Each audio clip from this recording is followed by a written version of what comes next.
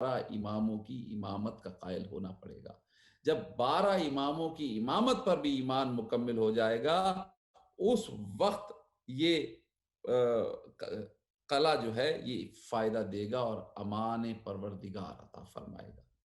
اس کو یوں سمجھ لیجئے کہ اگر اس میں بے شرطہا و شروطہا نکال دیں اور فقط اللہ کی توحید کی بات کریں، جو آج کل بہت کی جاتی ہے، اللہ کو مانے، اللہ کو مانے، اللہ کو مانے۔ بھئی اللہ کو تو ابلیس بھی مانتا تھا، ابلیس اللہ ہی کو تو مانتا تھا، اس نے کہیں اللہ کا انکار نہیں کیا اور اللہ کے ساتھ کسی کو شریک بھی نہیں کیا اس نے۔ وہ تو بہت ہی پکا اللہ والا تھا، لیکن اللہ کو مانتا تھا، جسے اللہ منوا رہا تھا اسے نہیں مانتا تھا۔ یعنی ابلیس اللہ کو مانتا تھا بغیر شرطہا اور شروطہا کے۔ مولا نے فرمایا اگر شرطہا اور شروطہا کے ساتھ مانو گے تو فائدہ ہوگا، تب اللہ کے عذاب سے امان نصیب ہوگی۔ صلوات در محمد و آل محمد۔ اللہم صلی علی محمد و آل محمد۔ مولا یہاں سے نیشا پور سے جب پہنچے ہیں خراسان، جو آج کل آپ مشہد جسے کہتے ہیں، جو یہ اس کا علاقہ، یہ پورا ایک جسے ہم پروونس کہتے تھے، وہاں پہ یہاں آپ کے یہاں اسٹیٹ کہتے ہیں، کہہ لیجیے آپ، اس طرح کی جگہ ہے، بہت بڑا علاقہ ہے خراسان کا۔ اس کا مرکز میں وہاں پر محل میں لے کے گئے، وہاں ٹھہرایا گیا، بلکہ یوں کہیے کہ قید کیا گیا۔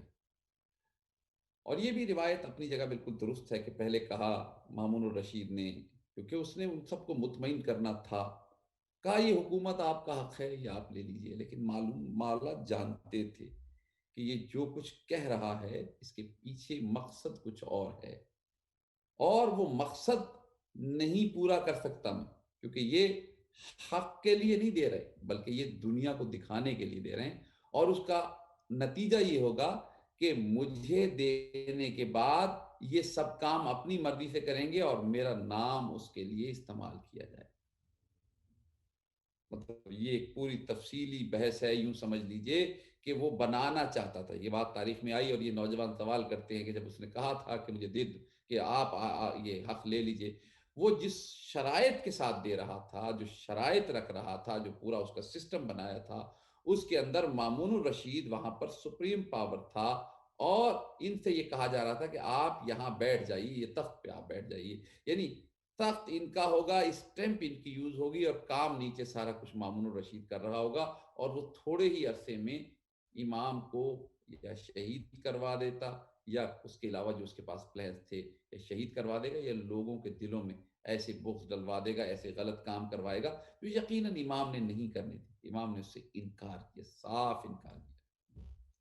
پھر اس نے کہا اگر آپ یہ نہیں تسلیم کرتے تو پھر آپ ولی عہدی کا قبول کیجئے، میں آپ کو اپنا ولی عہد بنانا چاہتا ہوں۔ امام نے وہ بھی انکار کر دیا، کہا میں نہیں لینا چاہتا۔ جب انکار کیا تو اس کو شدید غصہ آیا، اور اس نے کہا کہ اگر آپ اس سے بھی انکار کریں گے تو پھر میں آپ کو قتل کروا دوں۔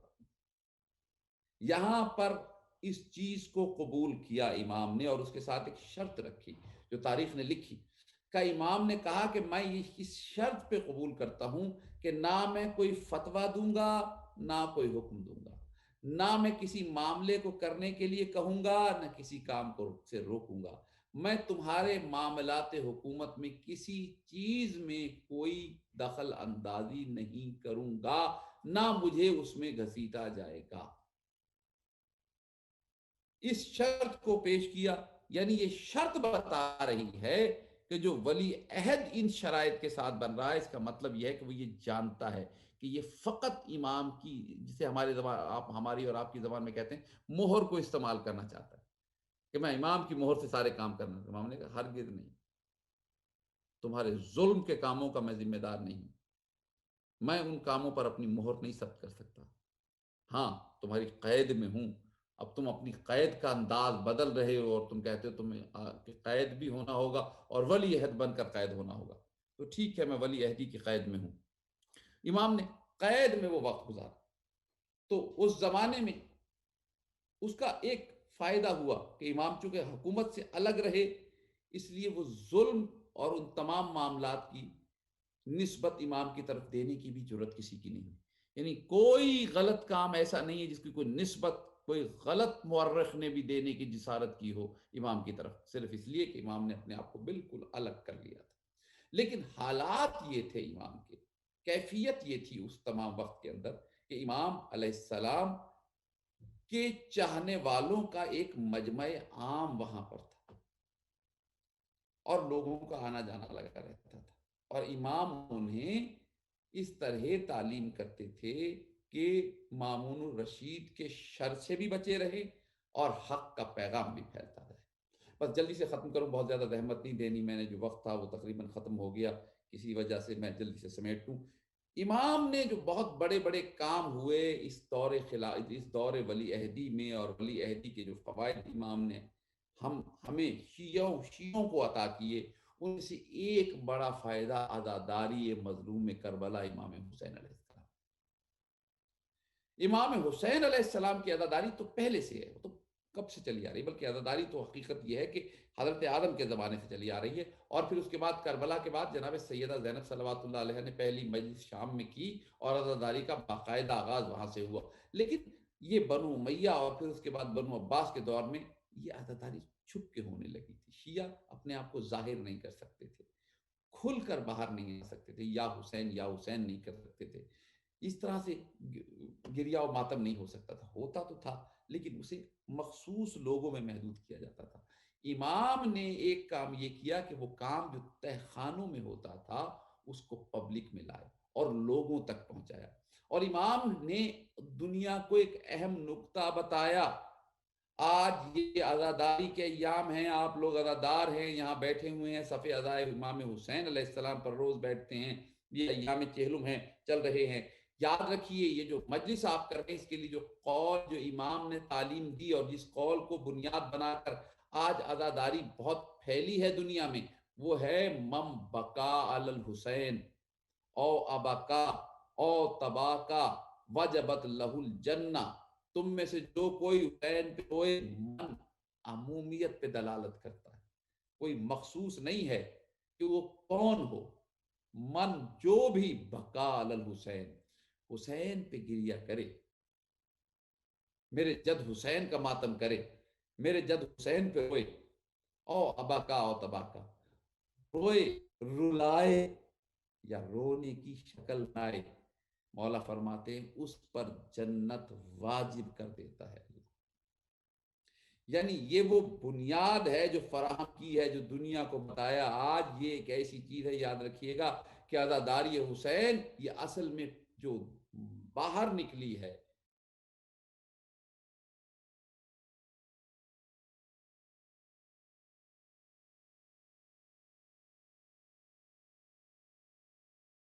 اللہم صلی علی محمد وعلی محمد. بس کوئی زحمت نہیں، چونکہ مجلس شہادت امام ہفتم ہے، امام ہشتم ہے، 8ویں امام کی شہادت کی مجلس ہے. میں انہی کا ذکر کر رہا ہوں. ذرا سا عزاداری کا بیان پیچھے لے جا رہا ہوں آپ کو. اب تک ہم ذکر کر رہے ہیں آ کر خراسان تک پہنچے، لیکن میں ذرا سی دیر تاریخ میں پیچھے لے کے جا رہا ہوں کہ کس طرح امام گریہ کیا کرتے تھے، کس طرح امام رضا علیہ السلام نے عزاداری کا سلسلہ چلایا، کیسے لوگوں تک سلسلہ پیچھے سے چلا رہا ہے. یہ نہیں کہ آغاز انہوں نے کیا، میں ہرگز یہ نہیں کہہ رہا، لیکن انہوں نے اس کو پھیلایا، مزید پھیلایا، اور امام نے سلیقہ سکھایا. آج جو مجلسیں ہوتی ہیں اگر آپ دیکھیں تو یہ تہذیب عزاداری معصوم کی عطا کی ہوئی ہے. کیا تہذیب عزاداری ہے کہ محرم کا چاند نکلا، امام مدینے میں ہے، خراسان کا ذکر نہیں کر رہا ہوں، مدینے میں، ابھی یہاں نہیں آئے ہیں، مدینے میں یا محرم کا چاند نکلا. راوی کہتا ہے جب چاند نکلا تو امام کے گھر سے گریہ بلند ہو، امام کے گھر میں رونے کی آوازیں بلند ہوئیں، امام کے ساتھی، امام کے دوست، امام کے چاہنے والے دور دور سے آنے لگے، مولا کے گھر آتے، خادم انہیں بٹھا دیتا، ایک مجلس عزا شروع ہو گئی گھر کے اندر، اور اس کے اندر گریہ شروع ہو گیا. اب کوئی ذاکر نہیں ہے، یاد رکھیے عزاداری ذاکر کی محتاج نہیں ہے، ذاکر عزاداری کا محتاج ہے.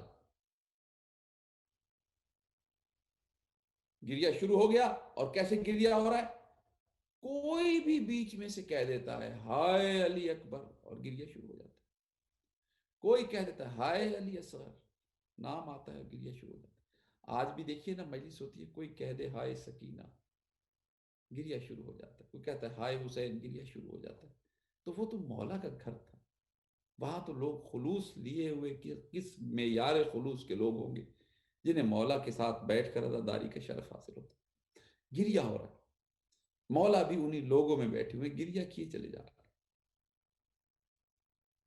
یا ایک مرتبہ خادم نے آ کے کہا مولا آپ کا خادم خاص دیبل آیا ہے، شاعر اہل بیت ہے، بڑا مقام ہے اس کا، اس کے بہت سے واقعات ملتے ہیں مولا کے حوالے سے۔ مولا نے یہ نہیں کہا کہ اسے اندر بھیجو، دیکھیے یہ سلیقہ، طریقہ، تہذیب امام عطا کر رہے ہیں آپ کو اور ہمیں سمجھا رہے ہیں۔ خود اٹھے اور اٹھ کے باہر تک آئے، آ کے دیبل کا استقبال کیا۔ مقام میں دیبل غلاموں میں آئے گا، مولا آقا ہیں، سردار ہیں، لیکن بتا رہے ہیں کہ مقام اپنی جگہ ہے، ذاکر حسین کی عزت اپنی جگہ ہے، شاعر حسین کی عزت اپنی جگہ ہے۔ آئے باہر، آنے کے بعد اس کو دیبل کا استقبال کیا، آؤ دیبل، خوب آئے، سلام و جواب ہوا۔ دیبل نے کہا مولا بس حاضر ہو گیا ہوں۔ کہا دیبل آئے تو ہو، یہ آسمان پہ چاند دیکھ رہے ہو؟ ہاں مولا دیکھا ہے۔ دیبل یہ محرم کا چاند ہے، دیبل یہ وہی چاند ہے جس چاند میں میری دادی زہرا کا بھرا گھر اجڑ گیا۔ دیبل یہ وہی چاند ہے جس چاند میں میری دادی زینب بیردہ ہو گئی تھی۔ دیبل یہ وہی چاند ہے جس چاند میں میرا دادا علی اصغر 3 دن کا بھوکا پیاسا تیر جفا سے شہید کر دیا گیا تھا۔ دیبل نے گریہ کیا، کہا ہاں مولا میں جانتا ہوں، اسی حوالے سے کچھ شعر لکھ کے لایا ہوں۔ کہا دیبل خوب آئے، آ جاؤ آ جاؤ، اندر آؤ۔ دیبل کو لے کے اندر آئے، اور ایک مرتبہ وہ مسند، میں اپنے زمانے میں ہی بچوں کو سمجھاؤں کہ وہ کرسی کہہ لیجیے آپ، وہ ممبر کہہ لیجیے، جہاں پہ مولا خود بیٹھے ہوئے تھے، ذرا اونچی جگہ، مرکزی جگہ، وہاں پہ دیبل کو کہا بیٹھ۔ دیبل نے ہاتھ جوڑ دیے، کہا مولا یہ تو آپ کے بیٹھنے کی جگہ ہے، میں آپ کی جگہ پہ تو نہیں بیٹھ سکتا۔ کہا دیبل میں تمہیں یہ کب کہہ رہا ہوں کہ تم امام بن کے بیٹھو، میں تو تم سے یہ کہتا ہوں کہ تم میرے جد حسین کے ذاکر بن کے یہاں بیٹھو، میں یہاں فرش عزا پہ اپنے جد حسین کا عزادار بن کے بیٹھوں گا۔ عزاداری کی اہمیت کو سمجھو عزادارو، اے عزادارو، آج بھی جب آپ کہیں بیٹھتے ہیں نا صف عزا پہ، کہیں نیچے بیٹھے ہوتے ہیں، دری پہ بیٹھے ہوتے ہیں، کارپیٹ پہ بیٹھے ہوتے ہیں، زمین پہ بیٹھے ہوتے ہیں، یاد رکھنا یہ وہ مقام ہے جس کو سادات نے پسند کیا ہے، جس کو اہل بیت نے پسند کیا ہے، جہاں امام اپنے بیٹھنے کے لیے جسے پسند فرماتے ہیں وہ صف عزا ہے۔ صف عزا پہ خود بیٹھے، کہا دیبل بیٹھو، حکم ادب سے بڑا ہوتا ہے، حکم مان کے دیبل بیٹھ گیا۔ دیبل بیٹھا، کہا دیبل کوئی تازہ مرثیہ کا ہے؟ ہاں مولا کچھ تازہ اشعار ہے۔ کہا ٹھہرو دیبل، ابھی نہ پڑھنا، ذرا 1 منٹ ٹھہرو۔ اٹھے، ایک مرتبہ پردہ ہٹا کے زنانے حصے میں گئے، اور جا کے بلند آواز سے کہا زہرا کی پوتیوں آؤ، آ کے اپنی دادی کے گھر کے اجڑنے کا واقعہ سنو، آؤ اپنے جد حسین کی مجلس سنو، آؤ اپنی دادی زینب کے مرثیے کو سنو۔ ہاں ایک مرتبہ یہ کہا، یقیناً بیویاں پیچھے جمع ہوئیں اور پردے سے باہر آئے، پردے کو درست کیا، آ کے جہاں بیٹھے تھے وہاں بیٹھ گئے۔ میں کہوں گا عزادارو یہ تہذیب ہے جو میرے مولا نے سکھائی ہے۔ آج بھی جہاں مجلس ہوتی ہے نا، وہیں ساتھ ہی پردے میں بیویاں بھی کہیں بیٹھی ہوتی ہیں، بیویاں بھی کہیں بیٹھی ہوتی ہیں۔ یہ امام رضا علیہ السلام کی سکھائی ہوئی تہذیب ہے۔ بیویاں پردے کے پیچھے ہیں، ادھر مرد ہیں، مردوں میں مجلس شروع ہوئی ہے، شاعر اہل بیت دیبل بیٹھا ہے، مسند پہ بیٹھا ہے، اور ذکر ابھی شروع نہیں کیا ہے، امام بیٹھے۔ کہا ہاں دیبل کچھ سناؤ مرثیے میں۔ دیبل نے مرثیہ پڑھا، مشہور و معروف مرثیہ ہے عربی زبان کا، جس کا ترجمہ کچھ یوں ہے کہ اے آسمان عصمت کی شہزادی زہرا، اے آسمان عفت کی شہزادی زہرا، تیرے ستارے جگہ جگہ بکھرے ہوئے ہیں، کوئی کربلا میں ہے، کوئی کربلا میں ہے، کوئی مدینے میں ہے، کوئی نجف میں ہے۔ بس عزادارو جب یہ پڑھا تو ایک مرتبہ گریہ شروع ہو گیا، گریا شروع ہو گیا. جب یہ گریا ہوا ایک مرتبہ میرے مولا نے کہا اے دیبل اس میں ایک شیر کا اضافہ کر دو, اس میں ایک شیر کا اضافہ کر دو. کہا مولا فرمائیے. کہا اس میں اضافہ کرو کہ اے آسمان عصمت کی شہزادی زہرا, اے آسمان عفت کی شہزادی زہرا, تیرے ستارے جگہ جگہ بکھرے ہوئے ہیں, لیکن ایک ایسا غریب الغربا ہے جو سب سے دور اکیلا خراسان میں پڑا ہوا ہے, یہ سننا تھا. یہ دیبل نے ایک ہاتھ جوڑے. کہا مولا میں آپ کے خانوادے کا پرانا خادم ہوں, میں بہت مدت سے آپ کی خدمت کے لیے حاضر ہوتا رہا ہوں. مولا میں تو کسی کو نہیں جانتا جو جناب سیدہ کی اولاد میں سے ہو اور خراسان میں رہتا ہو. میرے مولا نے اپنی طرف اشارہ کیا. کہا اے دیبل تیرا یہ غریب الغربا امام اکیلا خراسان میں دفن ہوگا. ارے کوئی نہیں ہوگا, یہ غریب الغربا تنہا وہاں پہ ہوگا. بس ازادارو گریا بلند ہوا. گریا کیا کہنا اس مجلس کا جہاں وارث مجلس خود موجود ہیں. گریا بلند ہوا. تھوڑی دیر کے بعد مردان حصے کا گریا تو ختم ہو گیا, زنان حصے کا گریا نہیں ختم ہوتا تھا. کچھ بیویاں تھیں جو بہت زور زور سے روئی چلی جا رہی تھی. ایک مرتبہ میرے مولا رضا اٹھے, اٹھ کے پردہ ہٹایا, اندر چلے گئے زنان حصے میں. تھوڑی دیر کے بعد واپس آئے. جو مولا کے ساتھی تھے انہوں نے پوچھا مولا ایسا کیا ہوا, اور ایسی کون سی بیوی تھی جس سے برداشت نہیں ہو رہا تھا. تو میرے مولا کی گردن جھک گئی. کہا تمہیں معلوم نہیں ہے, میری ایک بہن ہے جس کا نام میری دادی زہرا والا نام ہے. دنیا اسے معصومہ قم کے نام سے پہچانے گی. جب اس نے میرے تنہا خراسان میں دفن ہونے کا سنا تو وہ برداشت نہ کر سکی, اس قدر روئی ہے کہ روتے روتے بے ہوش ہو گئی. میں کہوں گا بی بی معصومہ قم, آپ نے تو فقط اپنے بھائی کے دفن ہونے کا سنا ہے اور برداشت نہ کر سکی. ذرا اپنی دادی زینب کے صبر کو تو دیکھیے, جو 70 قدم پہ کھڑی دیکھ رہی تھی, ظالم ضربوں پہ ضربیں چلا رہا تھا اور کہتی جاتی تھی نبھار. ارے میری ماں چکیا پیس پیس کے پالتی رہی.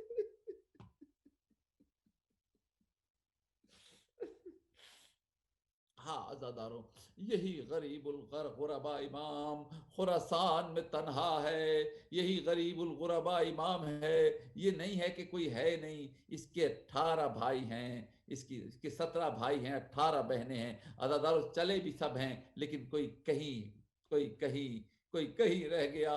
آج جب آپ زیارت کے لیے جاتے ہیں نا ایران, آپ کو جگہ جگہ امام زادے ملتے ہیں. کہیں امام رضا کا بھائی ہے, کہیں امام رضا کی بہنیں ہیں. بس عزادارو لیکن خراسان میں یہ تنہا رہ گیا تھا. اور کیفیت یہ ہو گئی تھی, کیفیت یہ ہو گئی تھی عزیزو, کہ ایک مرتبہ جاتے جاتے ابا سلط سے کہا ابو سلط میں جا تو رہا ہوں, لیکن آج جو جا رہا ہوں یہ آخری مرتبہ جا رہا ہوں, اس لیے کہ میں جانتا ہوں مجھے زہر دے دی جائے گی. اے ابو سلط اگر میں واپس پلٹوں اور میں نے چہرے پہ چادر ڈالی ہوئی ہو تو مجھے ٹوکنا نہیں, میرا بستر پہلے سے بنا دینا, مجھے سیدھا اپنے بستر تک جانے دینا, مجھے رستے میں روکنا نہیں. بس عزادارو ابو سلط راوی ہے, وہ کہتا ہے میں انتظار کرتا رہا. مولا گئے, اس ملعون نے مولا کو وہ انگور جن میں سوئی کے ذریعے سے زہر ڈالا گیا تھا وہ انگور مولا کو کھلائے. مولا نے وہ انگور کھائے. اس نے کہا کچھ اور کھائیے. میرے مولا نے کہا کہ جو تو نے کھلا دیا ہے وہی کافی ہے. یہ کہہ کے میرے مولا اٹھے, چلنے کا ارادہ کیا. کہنے لگا کہاں جا رہے ہیں؟ کہا وہیں جا رہا ہوں جہاں تو بھیجنا چاہتا ہے. بس عزادارو ایک مرتبہ نکلے, چادر سے سر کو چھپایا ہوا ہے. ابو سلط نے دیکھا, مولا کے حکم کے مطابق ابو سلط نے روکا نہیں, کچھ سوال نہیں کیا. خاموشی سے مولا بستر پہ گئے, بستر پہ لیٹ گئے. لیٹے عزادارو تو لیٹنے کے بعد زہر نے تیزی سے اثر شروع کیا, زہر نے تیزی سے اثر شروع کیا. زہر اثر کرتا جاتا تھا. زہر کے اثر سے جگر کے ٹکڑے ہوتے جاتے تھے. جگر کے ٹکڑے یاقوت بن بن کے باہر نکلنے شروع ہوئے. بس عزادارو جب جگر کے ٹکڑے باہر نکل رہے تھے, ایک مرتبہ مدینے کی طرف رخ کیا. کہا میرے مولا, میرے دادا حسن, یہ زہر وہی ہے جو آپ کو ملی تھی, وہی آپ کے حصے کی میراث آئیے آپ کے پوتے کو خراسان میں مل گئی ہے، لیکن دادا جب آپ کو مدینے میں زہر ملی تھی آپ کو سنبھالنے والے موجود تھے، آپ کے بہن بھائی موجود تھے، آپ کے گھر والے موجود تھے، آ کے دیکھے میں کیسا غریب ہو گیا، میرا کوئی سنبھالنے والا نہیں رہا۔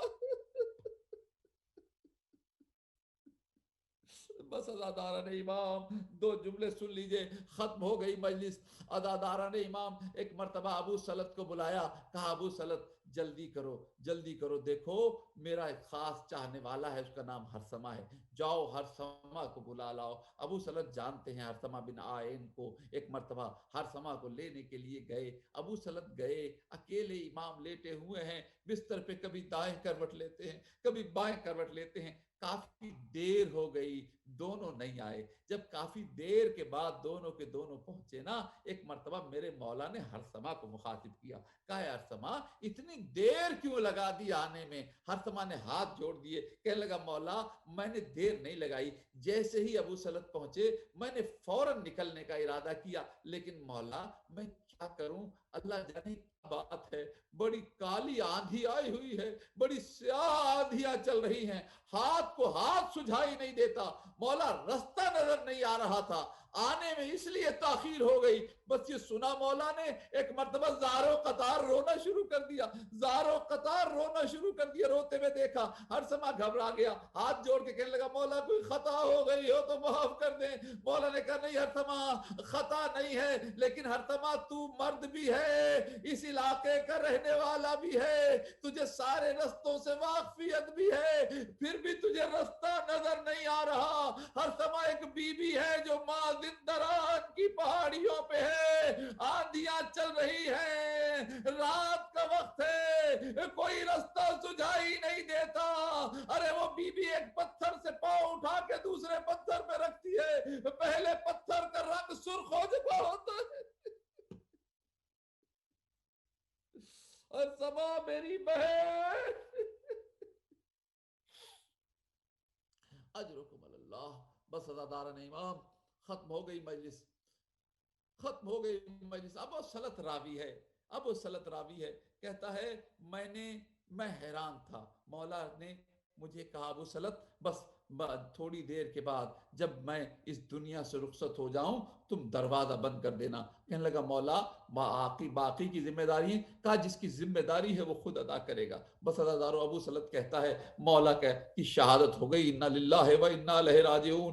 میں نے کمرہ چھوڑا، میں باہر آ گیا، میں نے دیکھا کہ کمرے کا دروازہ بند ہے، کمرے کا دروازہ بند ہے۔ اب جو دیکھا تو تھوڑی دیر کے بعد دروازہ کھلا اور ایک گھنگریالے بالوں والا ایک نوجوان لڑکا باہر نکلا۔ میں نے حیران ہو کے کہا کہ یہ دروازہ تو بند تھا، اس بند دروازے کے اندر آپ کیسے گئے اور پھر اس سے باہر کیسے آئے؟ ایک مرتبہ اس نوجوان نے کہا کہ جس اللہ نے مجھے یہاں پہنچایا اسی نے دروازے سے اندر کیا۔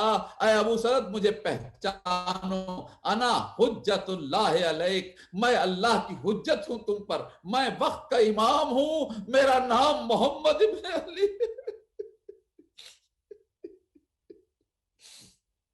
ابو سلط کہتا ہے جی مولا حکم فرمائیے۔ کہا ابو سلط فلاں جگہ جاؤ، اس کمرے میں جاؤ، اس کے اندر سے جلدی سے ایک تختہ اور پانی لے کے آؤ۔ ہاتھ جوڑ کے کہنے لگا مولا تختہ اور پانی تو موجود نہیں ہے۔ کہا نہیں توشہ خانے میں رکھا ہوا ہے، فلاں طرف جانا، دائیں ہاتھ مڑو گے تو وہاں رکھا ہوگا۔ ابو سلط خاموش ہو گیا، مولا کی بات پر خاموش ہوا۔ جیسے ہی توشہ خانے میں پہنچا تو جدھر مولا نے اشارہ کیا تھا وہاں چیزیں موجود تھی، جلدی سے چیزیں اٹھا کے لایا۔ اس کے بعد کہا ابو سلط جاؤ توشہ خانے سے کفن لے کے آؤ۔ کہنے لگا مولا میں نے تو وہاں کوئی کفن نہیں دیکھا۔ کہا جاؤ فلاں جگہ پہ کفن رکھا ہوا ہے۔ ایک مرتبہ گیا، دیکھا کفن تیار ہنود کے ساتھ رکھا ہوا تھا، جلدی سے لے کے آیا۔ کہا ابو سلط جلدی کرو تابوت جا کر لے کے آؤ توشہ خانے سے۔ ابو سلط کہنے لگا مولا تابوت تھوڑا سا بوسیدہ ہو چکا ہے، اگر اجازت دیں تو میں جلدی سے کسی سے ٹھیک کروا لوں۔ کہا نہیں جاؤ تابوت موجود ہے، جا کے لے کے آؤ۔ اب جو گیا تو تابوت بالکل ٹھیک ٹھاک موجود تھا، جلدی سے تابوت لے کے آیا۔ عزاداران امام میرے مولا تقی نے اپنے والد گرامی کو غسل دیا، کفن پہنایا. اس کے بعد ابا زلط سے کہا کہ ابا زلط تم میرے ساتھ کھڑے ہو, ہر سما تم میرے ساتھ کھڑے ہو, میں نماز پڑھاتا ہوں. اس کے علاوہ بھی چند لوگوں کو بلایا گیا تھا, وہ بھی روایات ملتی ہیں. مولا نے نماز جنازہ پڑھائی.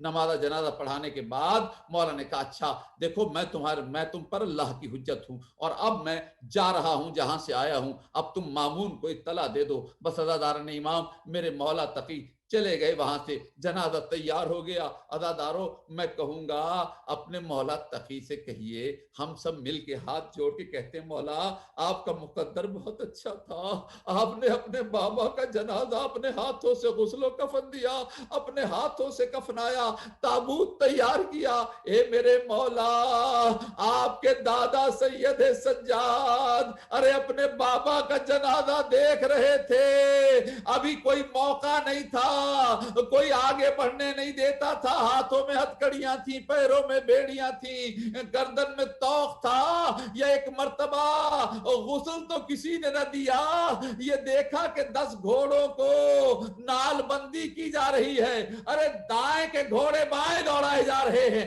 ارے بابا کا جنازہ تھا, میرا مولا سجاد دیکھ رہا تھا. لعنت اللہ علی القوم الظالمین سیعلم الذین ظلموا ایام منقلبون ماتم امام. یا